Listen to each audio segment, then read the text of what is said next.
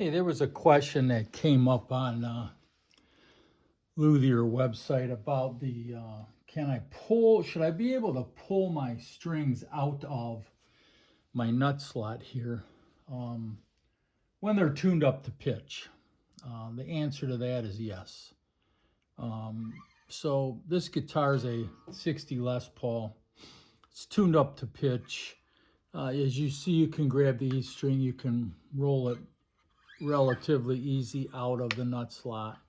Same with the A string. You can move it over out of the nut slot all the way across.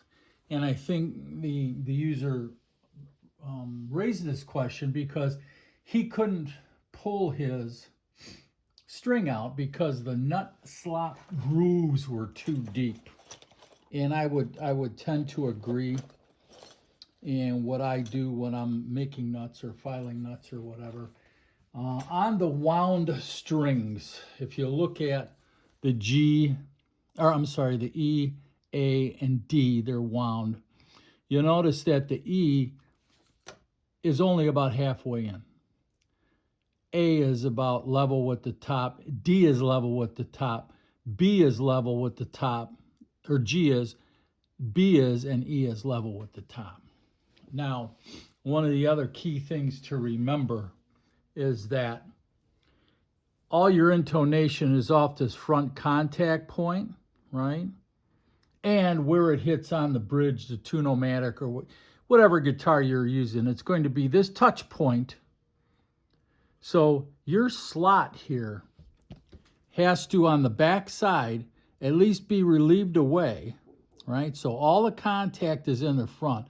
The front half can't be lower than the back half, otherwise you won't be able to set intonation.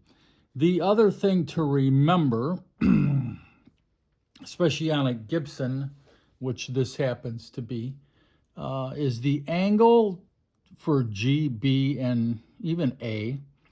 The exit point of the nut, and you'll see this is not done very well, which I have to set up. That angle has to follow to the tuning peg on the exit side, or it'll drag on the inboard side here, causing tuning issues, especially on the wound strings, the A and the D, because you'll see right here, it can drag on that inboard side. Now, if you make sure you're using the right size nut file, right? Use a nut file, each gauge. You know, there's a dozen different sizes to use.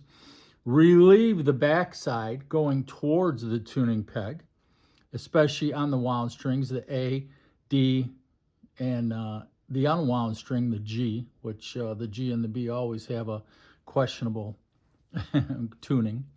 But that's key to not having strings getting that popping sound, right, while you're tuning. So there you have it.